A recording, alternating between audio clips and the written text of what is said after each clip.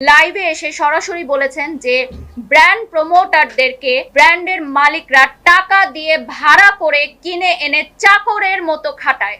চাকর শব্দটা তিনি উচ্চারণ করেছেন এবং বলেছেন যারা মডেল, যারা নায়িকা, যারা আমরা যারা ব্র্যান্ড প্রমোটার, তাদেরকে ভাড়া করে টাকা দিয়ে নিয়ে এসে চাকরের মতো খাটানো হয়। তার মানে কি আমরা যারা আছি এখানে উপস্থিত আমরা সবাই চাকর?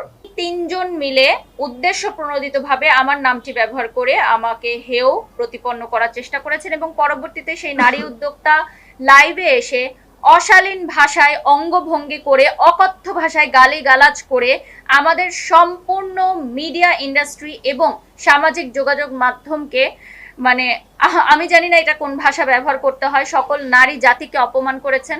একজন মা হিসাবে আমার বডি শেমিং করেছেন। 2025 সালেও এসে আমাদেরকে বডি শেমিং এর মতো জঘন্য বুলিং এর শিকার হতে হয়েছে। আমার মানসিক স্বাস্থ্যের কথা চিন্তা করে আমি আজকে এখানে এসেছি যে এই ধরনের নারীরা যারা সামাজিক যোগাযোগ মাধ্যমে বুলিং করে থাকেন এবং এইটাই এস্টাবলিশ করে থাকেন যে বুলিং করার মাধ্যমেই ফেসবুক রিচ এবং ফেসবুকের ভিউ বাড়ানো যায়, তাহলে আমাদের পরবর্তী জেনারেশন বা সমসাময়িক যারা আছে তারা এটাই ধরে নিবে যে আমরা সামাজিক যোগাযোগ মাধ্যমে আর কোনো ভালো কাজ করব না, আমরা ঝগড়াঝাটি করব, গালাগালি করব, বুলিং করব, অশালীন ভাষা ব্যবহার করব, অঙ্গভঙ্গি করব, তাহলেই কেবলমাত্র আমাদের প্রচার প্রসার হবে, ভিউ হবে, আমরা ভাইরাল হব। ভাইরালকে একটা নোংরা শব্দ হিসাবে তারা ব্যবহার করছেন এবং আমার নাম তারা বিভিন্ন জায়গায় ছবি সহ প্রকাশ করছেন। ওই ভিডিওগুলো ক্লিপ কেটে কেটে ছোট বাচ্চাদের সামনে অকথ্য ভাষায় ব্যবহার করা হচ্ছে, তাদের স্টাফদের সামনে তাদের স্টাফরাও যুক্ত হয়ে বিভিন্ন অঙ্গভঙ্গি করে দেখানো হচ্ছে এবং তিনি লাইভে এসে সরাসরি বলেছেন যে ব্র্যান্ড প্রমোটারদেরকে ব্র্যান্ডের মালিকরা টাকা দিয়ে ভাড়া করে কিনে এনে চাকরের মতো খাটায়। চাকর শব্দটা তিনি উচ্চারণ করেছেন এবং বলেছেন যারা মডেল, যারা নায়িকা, যারা আমরা যারা ব্র্যান্ড প্রমোটার, তাদেরকে ভাড়া করে টাকা দিয়ে নিয়ে এসে চাকরের মতো খাটানো হয়। তার মানে কি আমরা যারা আছি এখানে উপস্থিত আমরা সবাই চাকর? যারা জব করছেন তারা সবাই বসের আন্ডারে চাকরের মতো খাচ্ছেন টাকার বিনিময়ে? আমার বাবা, আপনার মা, আমার বোন কোথাও না কোথাও চাকরের মতো খাচ্ছে।